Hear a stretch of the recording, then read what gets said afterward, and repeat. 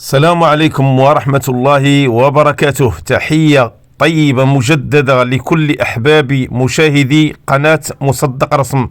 مرحبا بكم في حلقة جديدة ودرس جديد مهم مع السلسلة الرسمية للقناة. تعلم رسم المناظر الطبيعية بالفرشاة خطوة بخطوة. كيفية رسم سفينة. غنبدا المنظر الطبيعي ديالي بخط غنقسم به اللوحة، الجزء الأعلى أكبر من الجزء الأسفل، ثم غنرسم جبل. شوفوا الحدود ديال الجبل اللي رسمت، خليت واحد المساحة على أقصى اليسار الفوق وأقصى اليمين الفوق كذلك، باش نبدا اللون. اللون الآن درت التيركواز والأزرق والبنفسجي والأبيض باش عطاوني هاد الدرجة ديال لون السماء. غادي نلون السماء بهذا اللون، غادي ندرج اللون لتحت، يعني الطبقة غنغيرها بإضافة اللون الأبيض وندير تدرج لوني من الفوق لتحت. لاحظوا عملية التدرج بكل سهولة. والفرشاة اللي مستعمل هنا هي فرشاة الأنجلو. العملية ديال التدرج غنديرها على أقصى اليسار بالنسبة للجبل. لاحظوا راه كيبان اللون متدرج، كنضيف اللون الأبيض باش نخفف من اللون، وهاد اللونين ديال التيركواز والبنفسجي كيخلقوا واحد اللون رائع، لون ازرق رائع. شوفوا الدرجه ديال اللون كيفاش مثيره للاعجاب، عطاتني واحد المساحه ديال الطلاء رائعه في السماء. لتحت غادي ندير بنفسجي واسود وازرق، ولاحظوا الدرجه ديال اللون. ضروري غنقوي شويه اللون البنفسجي باش ندير هاد الطبقه. هذا كله لون البحر لتحت. غندير عملية ديال التدرج نفس الطريقة اللي درت في السماء، إلا أنني غادي نحاول ندير تدرج نصف نصف، يعني الجزء لتحت كله درجة والفوق كله درجة. لاحظوا هنا فين غيبدا التدرج، غنضيف لون أزرق خفيف على هاد البنفسجي. لاحظوا وشوفوا الطبقة ديال اللون كيفاش تغيرات من نفس العائلة ديال اللون لتحت. المهم يكون تدرج، يكون لون خفيف، وهذا اللي الامام يكون قوي. لاحظوا عملية التدرج ما بيناش بزاف، ولكن اريدها بهذه الطبقة وبهذه الدرجة تماما. ممكن نضيف لون قوي هنا في الامام، ولكن من بعد غندير واحد العملية ديال اضافة بعد التضليل لهذه المساحة. المهم غنبدا في تلوين الجبل. الجبل شوفوا الطبقة ديال اللون أزرق وبنفسجي وأسود وأخضر. لاحظوا طبقة اللون. نحاول دائما نخدم بنفس فرشاة الأنجلو اللي لونت بها السماء والبحر لتحت، لأنها فرشاة مناسبة لمقياس اللوحة 60 سنتيمتر على 45 سنتيمتر. شوفوا اللون، شوفوا درجة اللون، طبقة اللون. غادي نحاول نخفف اللون تحت دائما، لأن هاد العملية ديال تخفيف اللون تحت الجبل دليل على انعكاس طبقة اللي حدا الجبل بالضبط في البحر، لأنني درجت لون البحر كيف ما شفتوا. ضروري غيكون انعكاس ديال الطبقة. نحاول ندير ألوان الجبال اللي في الخلفية اللي على أقصى اليسار لتحت. لاحظوا درجات اللون. غادي نحاول نغير طبقة اللون وبنفس تركيبة الألوان اللي خدمت في السماء وفي الجبل وفي البحر. نحاول غير نخفف فقط بالزيادة والنقصان ديال اللون الأبيض. الآن غادي نبدأ في رسم السحب. لاحظوا الفراش ديال اللون الظل ديال السحب اللي بديت به، لون أزرق بنفسجي أسود وشيء من الأخضر خفيف جدا. لاحظوا الطبقة راه تقريبا خارج من عائلة لون الجبل، ولكن بإضافة بنفسجي وأخضر تغير لونه. غندير فراش ديال السحب غيكون لون ظل في السحب، وهذه على البداية نحاول ما أمكن ندير القاعدة ديال ألوان ظل هاد السحب اللي غتكون في السماء. ونحاول دائما نلعب بالفرشاة بطريقة عشوائية كيف ما شفتوا، ولكن كنعرف الضربات فين كنحطها على حسب حركة السحب في السماء. لاحظوا العملية ديال بناء السحب في السماء وكيفاش وزعت السحب. ونحاول نضيف اللون البنفسجي احيانا، واحيانا نضيف اللون الرمادي باش ندخله في التركيبه. المهم ما نخليش طبقه واحده ديال اللون. الان غادي نبدا نخفف في الالوان وندمج، يعني نسيح اللون من الجوانب باش نعطيه مساحه اكبر. الان غنجيب اللون الترابي. شوفوا هذا اللون، لون فيه احمر واصفر كريم وبنفسجي وشيء من الابيض خفيف، ونديرو من الفوق. نمشي على مستوى السحب اللي بنيت. السحب راه تقريبا متوازيه، غدا تدريجيا وتصاعديا. غنجي المساحه الفوق وندير هذا اللون، لاحظوا، وندمجو بطريقه خفيفه. وهذا البناء اللي غندير لهذه العمليه ديال السحب يتطلب كثير من التغيرات والتغييرات في الضربات وفي الحركه. شوفوا كيفاش كنوزع الان اللون الترابي باش نلقى ليه المكان ديالو اللي غيناسب اللوحه. وانا كنخدم دائما كنحاول نكتشف حتى الاخطاء اللي كندير في العمل ديالي. وهذه المساله بغيتكم تنتبهوا لي احبابي، لان ماشي كل شيء كنديرو راه واجد وصحيح 100%. اثناء عمليه الرسم راه كنصحح اخطاء من حيث لا تعلمون. وهذه المساله بغيت نشاركها معكم، من اسراري بغيت نشاركها معكم باش تفهموها وتعرفوها، وما تبقاوش تخافوا من الضربات اللي كتكون عشوائيه مثلا كدار وكتفكروا كيفاش تحيدوها وتزيلوها. لاحظوا هذا التوزيع اللي درت الان ماشي مضبوط 100%، ولكن العمليه اللي غنبدا في الاصلاح غادي تشوفوها كيفاش غتكون بكل سلاسه وسهوله. غنوريكم الاخطاء ديال الضربات الفوق على الجهه اليمنى. داك التوزيع ديال اللون الترابي اللي كاين على اقصى اليسار بالنسبه للمجموعه ديال السحب، هذاك ما خصوش يكون تما، خصو يكون على اقصى اليمين. لذلك غنحيدو بالتضليل. الان غنوزع اللون الاصفر اوكر. اصفر اوكر دمجته مع الابيض وغنبدا نوزع فيه كضوء. لاحظوا دائما غنمشي على نفس الطريقه، نفس النسق في التوزيع ديال الاضاءه من الفوق باش نبقى محافظ على المساحه والجهه ديال الاضاءه. لتحت غيرت طبقه اللون اصفر اوكر باضافه اللون ترابي على الاصفر اوكر، وغيرت طبقه. لاحظوا المساحه لتحت بالضبط غادي نحاول نضيف لها بعض الادماجات بالاصبع وبعض الالوان كذلك. رجع نقطه التقاء الاصفر مع الترابي باش ندير درجه اخرى وندمج بالاصبع. كيف ما شفتوا راني كنصلح الان بطريقه سهله، نحاول نعطي الاضاءه باش نعرف منين الاتجاه اللي خاص تكون فيه الاضاءه، وفي نفس الوقت المساحات اللي خاصها الاضاءه والتضليل. لاحظوا كيفاش خففت اللون الترابي باضافه الابيض على الجهه اليمنى، وكذلك غندخلو في اللون اصفر اوكر. حاولوا تشوفوا معايا عمليه التوزيع ديال اللون ديال الاضاءه في كل الجهات، ثم نمشي الجهه الفوق اليمنى نعاود نخفف اللون الترابي ونضيفه باش نعطي واحد الطبقه ديال الاضاءه وتبان ليا فين خاصني نوزع الظل. من بعد غتكون واحد العمليه ديال التضليل غنديرها في الاخير. ما زلت يعني اوزع اللون الترابي. الان غندير التضليل باش يبان ليا فين خاصني نحيد اللون اللي قلت من قبل الفوق، نحيدو ونضللو ونعطي في الاخير الاضاءه. لون ازرق وبنفسجي واسود وتيركواز هو اللي كندير الان باش ندير التضليل ديالي من جديد.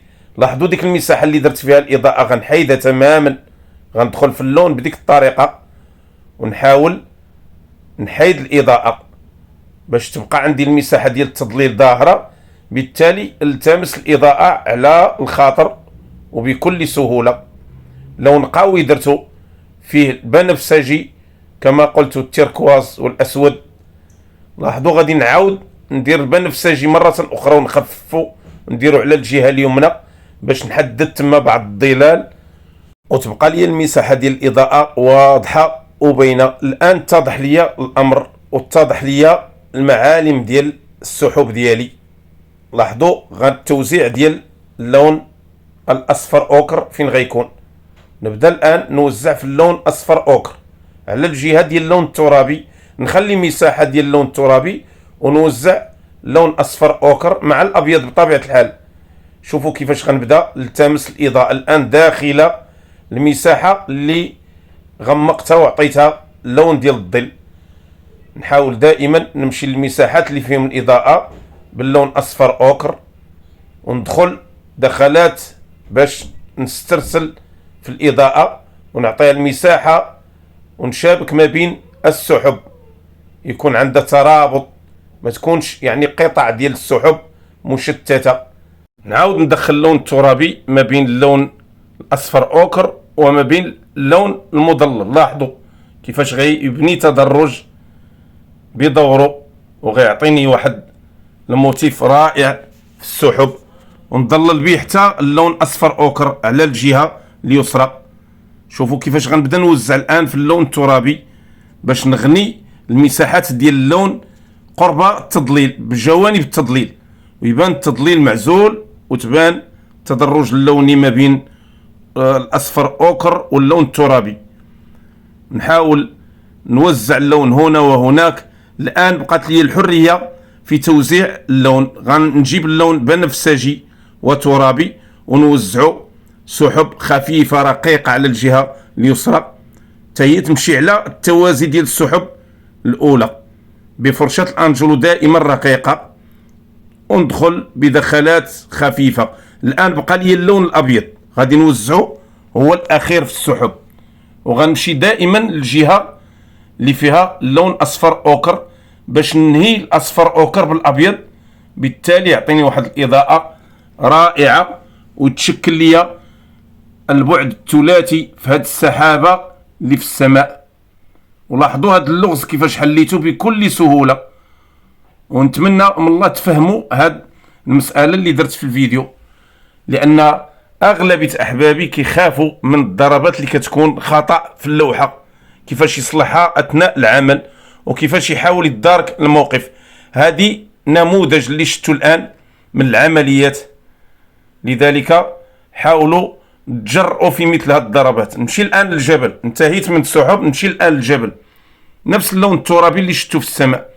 غنبدا نوزعوا تفاصيل في الجبل على الجهه اليمنى بفرشاه الانجولو وبضربات مسطحه على الجوانب ديال الفرشاه، خطوط مائله متوازيه. لاحظوا شوفوا كيفاش كندير الضربات متوازيه ومترابطه، لها ترابط، يعني خط شد في خط وضربه شاده في ضربه، ونعاود نكرر الضربات بكل سرعه، لان السرعه في هذه العمليه هي اللي كتعطيني الموتيف. نحاول دائما على الجهه اليمنى، اعتبارا بان السحب راه ضاربه في الجبل غتعطيني الانعكاس على الجهه اليمنى. غنوزع اللون الاخضر. شوفوا التوزيع ديال اللون الاخضر الان بفرشاه الانجولو، غنديرها مسطحه ونوزع مساحه ديال اللون الاخضر من راس الجبل على الجهه اليمنى الى اقصى الجبل على الجهه اليمنى دائما، ثم نوزع اللون اصفر اوكر مع الترابي. لاحظوا لون اصفر اوكر ضفت عليه الترابي، وغنبدا نوزعه بجانب اللون الاخضر باش ندير كذلك تفاصيل ديال الجبل داخل اللون الاخضر. هذه مروج وداخله فيها تفاصيل ديال الجبال، ثم نعطي خطوط باللون الترابي على اعلى الجبال، ونحاول نخفف اللون باضافه الابيض على اللون الترابي. ندير ضربات خفيفه، ثم التمس في خلفيه الجبال بعض الاضاءه في اللون ديال السحب. اللون الابيض الان غنبدا نوزعه كثلوج على الجهه اليمنى دائما بخطوط رقيقه متداخله، غتكون تحت وتكون منسجمه مع اللون الترابي من الفوق. كذلك بالنسبه لتحت الجهه اللي فيها اللون الاخضر والمروج لتحت خضراء، ولا لاحظتوا راه كاينه ارضيه خضراء. الان غادي نحاول نعطي اضاءه اللون الاخضر باضافه الاصفر. لاحظوا باش نبين مروج وحشائش في الجبل، وراني بنيت التضاريس ديال الجبل بخطوط مائله. لاحظوا باش ندير ديك المساحه الخضراء محدده في الجبل. لتحت غادي نبدا بتوزيع لون بنفسجي وأزرق وأبيض على الجهة كلها اللي بقات خاوية كانعكاس ضوئي على الجبل. وهذه المساحة هذه كلها غادا تغطى بواحد السفينة غنديرها الوسط، لذلك غندير عا الموتيف ديال الإضاءة فقط. الآن غادي نخطط السفينة ديالي باللون الأزرق وبفرشاة لسان الطير، نحدد الأشرعة من الفوق. لاحظوا الشراعات كيفاش غتكون، بدلت اللون باش يبان لأن اللوحة ما تناسبتش مع اللون اللي كنخطط به. ندير شراعات، لاحظوا مثلثات متوازية في التخطيط ومتراكبة، لاحظوا. ثم ندير بعض الخطوط الأخرى اللي غننهي بها ونبدا اللون. الآن لون ترابي، لون ترابي غامق، درت فيه اللون الأسود والأحمر والبرتقالي، عطاني هاد الدرجة. وبطبيعة الحال ضفت لهم الأصفر. لون السفينة لتحت، القارب ديال السفينة بهذا اللون، ونحاول نأكد اللون يعني بالإضافة وبالتكرار ديالو.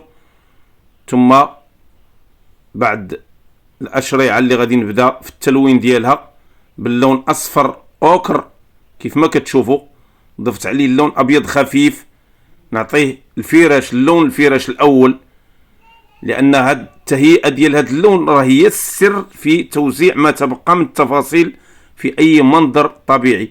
لذلك نحاول دائما نختار اللون اللي كيكون مناسب لأي عنصر في المنظر الطبيعي، وهذا راه سر من الأسرار ديال رسم المناظر الطبيعية. لذلك حاولوا ما أمكن كل معلومة قلتها في الفيديو حاولوا تعقلوا عليها وتستوعبوها لأنها مهمة جدا. شوفوا كيفاش غير طبقات ديال اللون أصفر أوكر بإضافة الأبيض. بطبيعة الحال كنفتحوا في الجهة اللي غتكون فيها الإضاءة، ونحاول نغلقوا في الجهة اللي غتكون فيها الظل أو انعكاس ديال الظل. حاولوا تشوفوا درجة اللون. ثم نمشي الآن الشراع لتحت، غادي نقوي اللون البني لتحت بإضافة الأسود، نفس الطبقة اللي درت لتحت غادي نضيف عليها الأسود، ثم نبدا نفتحها على الجهة اليمنى دليل على إضاءة تما. ولاحظوا التدرج كيفاش عطاني هذا اللون الرائع. ثم غادي نبدا اللون بنفس اللون البني فوق، ندير تفاصيل ديال الشراع وديال السفينة وسط باش نبين بأنها مليئة مملوءة بتفاصيل والسلع. الآن لون بني غندير فيه يعني الجذع ديال الشراع أو العصا ديال الشراع، ثم نخلي السفينة حتى نرجع ليها من بعد. غنبدا الآن في التفاصيل ديال البحر. شوفوا هذا اللون لتحت، لون أسود وبنفسجي مع إضافة للأزرق خفيف، غنبدا نوزعو كظلال. وهذه المسألة تكلمت عليها من قبل في الفيديو باش تعرفوا كيفاش غنبدا نغير في الألوان ديال الظل في هذا البحر. لاحظوا شوفوا هذه العملية ديال التوزيع ديال هذا اللون في هذه المساحة ديال البحر باش نعطي ظلال نبني عليها الإضاءة الأخيرة اللي غتكون في المنظر ديالي. لاحظوا بفرشاة الأنجولو كنوزع هذا اللون، نحاول دائما نخلي مساحة فارغة بنفس اللون اللي كان في الخلفية أو لتحت في الفراش، وندير أمواج بهذا اللون غتكون كظل للأمواج. شوفوا كيفاش وزعت هذا اللون بكل خفة وسلاسة، درجته شيئا ما بدون استعمال طبقة أخرى من اللون، نفس الطبقة درجتها في التفاصيل. الآن غنجيب اللون أبيض وبنفسجي والتركواز باش نبدأ في الإضاءة من الحدود ديال البحر، نتم جايبها تدريجيا. المساحة اللي كنت عطيت الإضاءة في الأول غنبدأ نضوي بها بلون آخر، لون تركواز وبنفسجي وأبيض. شوفوا العملية ديال توزيع الأمواج بهذه الإضاءة، ولاحظوا الفرشات كيفاش كتلعب، كيفاش نحاول الرسم أمواج في المساحة اللي بقات فارغة ما بين الألوان اللي درت الأخيرة لون الظل باش نغني هذيك المساحة، ومع ذلك كنخلي واحد الجزء من اللون الأول لأنه غيلعب دور في الانعكاس اللي غيبان في التفاصيل كلها ديال البحر. شوفوا هاد الضربات وهاد الخطوط اللي كندير مموجة على المساحة اللي درت مضللة في الأخير. هذا لون تيركواز، يعني أزرق وأخضر خفيف. حاولت نقوي فيه الأزرق، يكون بطبقة الأزرق ما يكونش بطبقة الأخضر، لأنني ضفت على الأزرق الأخضر باش عطاني الطبقة. شوفوا التوزيع ديال الأمواج في المساحات المغلوقة باش تبين رفلي وانعكاس للإضاءة، دائما مع نفس الاتجاه ديال الضربات على الجهة اليسرى. كنحاول نضرب بالجهة اليسرى خطوط مائلة ومموجة، نمشي دائما المساحات اللي كانت في الأول، اللون الأول، ونوزع فيها هذا اللون التيركواز. وكذلك الحدود ديال البحر في المساحة اللي أعطيتها الإضاءة في الأول في الفراش، نحاول نوزع في هذا اللون، لأن الإضاءة غتجي من بعد. نحاول نكرر اللون مرة أخرى ونخفف أحيانا بالأبيض، تخفيفات يعني كتكون قليلة جدا. نفس الطبقة كنوزعها ولكن نخفف أحيانا في درجة اللون باش تبان لي. الآن غندير اللون الترابي، درجة قوية تقريبا بحال البني ولكن فيه الألوان ديال الترابي، وغنوزعو لتحت كانعكاس للون السفينة لتحت في المياه. غنديرو بخطوط، لاحظوا بالخطوط باش تبان الانعكاسات تابعة للموتيف ديال الأمواج اللي كاينين في البحر. شوفوا المساحة اللي غنوزع فيها اللون، الجهة اللي فيها السفينة كلها نوزع فيها الطبقة باش يبان الانعكاس. وهذه طبقة أولى، لأنني غندير طبقات أخرى اللي غتبين لي حتى انعكاس ديال الأشرعة واللون ديال الأشرعة في المياه. شوفوا الزوايا اللي درت فيهم انعكاس على اتجاه الموجة اللي شادة مباشرة تحت السفينة، ولذلك غنبدا نخفف اللون تدريجيا، شيئا فشيئا نبدا نخفف في اللون حتى نمشي للإضاءة الأخيرة. عطيت شيء من اللون الأصفر الآن أوكر، غادي نبدا نوزعو حتى هو باش نبين انعكاسات ضوئية في الأمواج. نديرو فوق اللون الترابي ولكن نحافظ على نسبة اللون اللي درت في الأول، لذلك يبان لي انعكاس واضح ويبان حتى اللون الأول واضح. شوفوا الضربات دائما في نفس الاتجاه، مائلة إلى اليمين على اتجاه الأمواج تماما. ونحاول نوزع بعض الخطوط اللي مغايرة للخطوط الأولى باش تعطيني حتى الموتيف ديال التحولات وحركة المياه ديال الأمواج. وغادي نبدا الآن نغير في اللون على الجهة اليمنى وندير تيركواز باللون الأخضر، يعني الدرجة ديال اللون الأزرق غادي نحولها إلى اللون الأخضر على الجهة اليمنى باش يعطيني بدورها انعكاس في الأمواج. ونلعب باللون الوسط وفي الجوانب بخفة، خصوصا على الجهة اليمنى. شوف كيفاش نحاول نغني هذه المساحة باللون التركواز قوي نحو الأخضر. الآن غندير اللون أبيض وأصفر. شوفوا هذا اللون اللي غادي يعطيني الإضاءة الأخيرة غنوزعو في الاتجاه ديال اللون أصفر أوكر. نحاول نغنيه بضربات كذلك خطوط مغايرة للخطوط الأولى ومتداخلة باش هاد المساحة اللي فيها الانعكاس الضوئي ديال الأشرعة في البحر تبان، وتبان نفس الطبقة ديال اللون ديال الأشرعة في المياه. نوزع نفس الطبقة على الجهة اليمنى فين درت اللون تيركواز أخضر. وشوفوا المساحة كيفاش غتبدا توزع وتعطي الواقعية في المنظر ديالي. تبدا تبان الأمواج بانعكاس ضوئي رائع وبموتيف طبيعي واقعي. الآن غنمشي للبداية ديال البحر في الحدود تحت الجبل مباشرة، وندير لون تيركواز مع الأبيض والأزرق.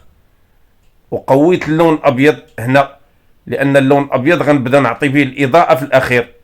شوفوا الخطوط اللي كندير باش نبين لساعات ضوئية في المياه، وندخل هاد الدرجة ديال اللون حتى في الأمواج الداخل، ولكن بضربات قليلة وبخطوط قليلة، غتعطيني الانعكاسات في بعض الزوايا فقط، ما خصنيش نعمم اللون الابيض باش يعطيني القوه ويبانوا حتى الضربات ديال الالوان الاخرى ولي موتيف ديال الالوان الاخرى. في خلفيه هاد السفينه غندير اللون باش تبان الجهه اللي خلف السفينه معطيها الاضاءه والانعكاس الضوئي. الان غندير موجه تحت السفينه، نبداها بلون ظل او لون يعني فراش للالوان الاخرى، لون بنفسجي وازرق وابيض، نديرو على طول هاد السفينه، ثم نعطيه الاضاءه بالابيض بفرشاه المروحه. شوفوا العمليه اللي غادي نباشر في الاضاءه ديال هاد الامواج. نبدا ندمج بالاصبع ديالي باش ندخل اللون في اللون وتبان ديك الاضاءه ضاربه في الظل، وتبان الموجه منسابه وخارجه من البحر. ولاحظوا كيفاش غنسترسل في الموجه على طيله هذا الخط اللي شاد في السفينه الى اقصى اليمين. ناكد اللون الابيض، نحاول نرجع به باش نقوي اللون الابيض وتبان الموجه.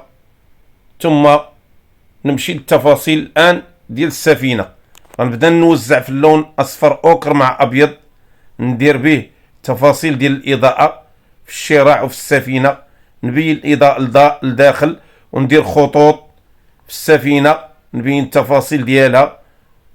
لاحظوا خطوط اللي غتحدد لي الشكل والبعد الثلاثي ديال السفينه، دائما بفرشاه الانجولو. فرشاه الانجولو الميزه اللي فيها ان الراس ديالها دقيق في تحديد هذه الخطوط. لاحظوا كيفاش كيحدد لي الخطوط.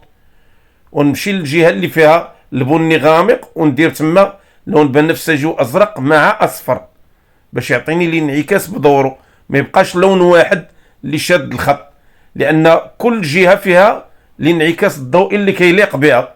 ما نديرش نفس اللون.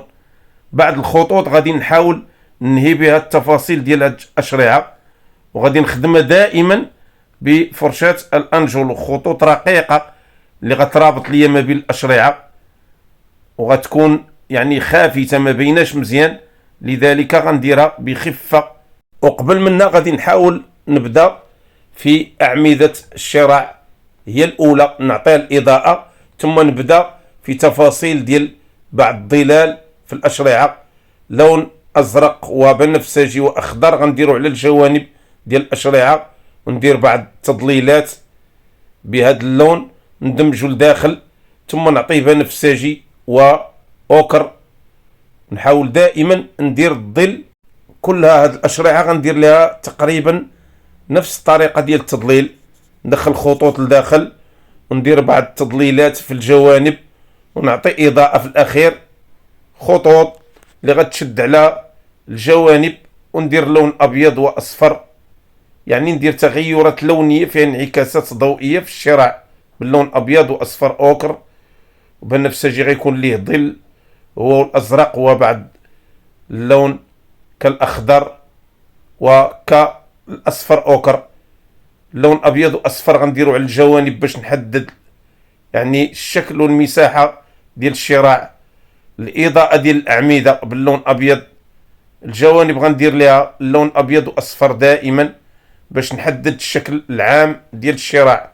وغتبقى هاد التفاصيل طيله هاد الدقائق المتبقيه حول الشراع والسفينه بالاضاءه والظل والانعكاس الضوئي وبعض الرتوشات اللي غننهي بها المنظر الطبيعي ديالي. شوفوا هاد الاعمده اللي لتحت باللون بني، لون بني تقريبا اللي في درجه لون السفينه لتحت، وهذه كلها رتوشات غتبقى في الاخير بهذه الطريقه. لذلك غنحاول نلخص لكم هاد الضربات في بعض الشروحات المختصره. بالنسبه للاشرعه غنحاول نحيطها باللون ابيض واصفر، الداخل ديالها غندير انعكاسات ضوئيه من اللون بني واللون اصفر اوكر واللون ابيض. بالنسبه للشراع اللي على الجهه اليمنى غندير ليه اعمده لتحت كيف ما شفتوا، وبالنسبه للسفينه وما تبقى من التفاصيل غندير بعض الخطوط ديال الخيوط والاحبال اللي شاده وماسكه في الاشرعه بخطوط رقيقة. لاحظوا كيفاش غندير لها، غندير لون ابيض وازرق بنفسجي ولون بني ولون احمر خافت ولون ابيض احيانا مع ازرق. شوفوا الخطوط اللي غادي نحاول رابطها ونديرها خفيفه ما غتبانش بطرف فرشاه الانجولو. نحاول نديرها بسرعه وبخفه، لان هذه العمليه الا ما درتهاش ما غاداش تعطيني الموتيف وتعطيني الخطوط الحقيقيه اللي كتكون رقيقه بداك الشكل. بالنسبه للرايه اللي كاينه الفوق درت لها لون بني وغادي نعطيها الاضاءه باللون ابيض. وهذه تقريبا هي كاع المراحل غتنهي لي المنظر الطبيعي ديالي في هذه الحلقه. غتبقى لي بعض الرتوشات داخل السفينه اللي غنبين فيها اشخاص جالسين وكاينين في السفينه، ثم الاضاءه ديال الرايه الفوق باللون الابيض، وما تبقى من الضربات واللمسات اخيره اللي غادا تنهي لي هذا المنظر الطبيعي الجميل. كنتمنى من الله تكونوا استفدتوا وخديتوا بعض التقنيات الجديده وبعض الاسرار. ما تنسوش دائما يا احبابي الاشتراك في القناه وتفعيل زر الاشتراك والضغط على زر لايك والبارطاج بين احبابكم واصدقائكم. استودعكم الله. السلام عليكم ورحمه الله وبركاته.